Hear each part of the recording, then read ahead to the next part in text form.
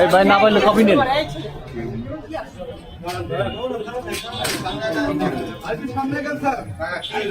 লাগবে না, যেখানে আছে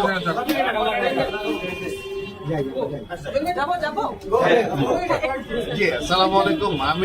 আপনারা জানেন যে একটা হাই পাওয়ার কমিটি করা হয়েছে। এখানে অনেকগুলো দল কাজ করছে একসাথে।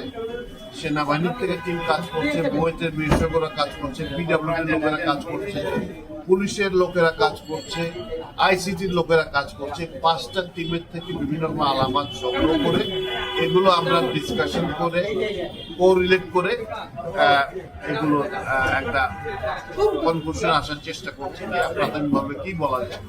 তো সেটা করতে গিয়েও দেখা যাচ্ছে কিছু জিনিস আমাদেরকে ল্যাবরেটরিতে টেস্ট করা হচ্ছে, কিছু টেস্ট করা হয়েছে, আবার আজকেও কিছু আলামত দেওয়া হচ্ছে, সেগুলো টেস্ট করা হয়েছে।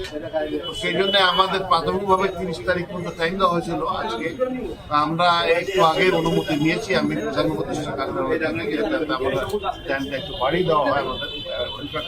প্রধান উপদেষ্টা না, আমি ক্যাবিনেট থেকে অনুমতি নিয়েছি। আমাদের কাছে কিছু টেস্টিং আজকে রাত্রে হবে। এইগুলো হলে পরে হয়তো কালকে আবার আমরা বসবো, বসে আমরা কালকে একটা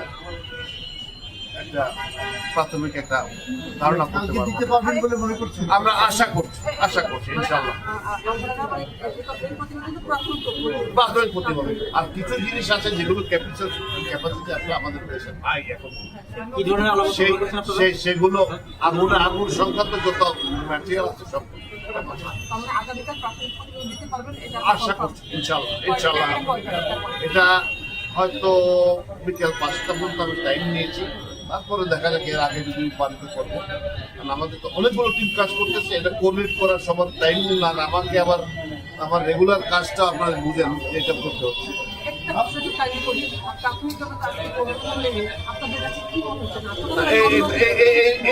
এই কমেন্টগুলো এখন করতে যাব না। এটা করতে গেলে বিষয়গুলো আপনাদের এখানে পরীক্ষার সুযোগ নাই, ওগুলো কি বিদেশে পাঠাচ্ছেন কি? আমরা পাঠাচ্ছি, তো আগেই সিদ্ধান্ত নিয়েছি আমরা সব পাঠাবো।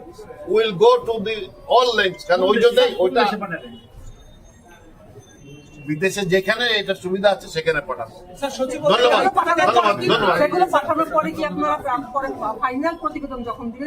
অবশ্যই সেটা বলতে পারছি না। এটা তো একটা ম্যাটেরিয়াল যাবে আসবে এবং কুইকেস্ট টাইমে যত দ্রুত করা সম্ভব হয়।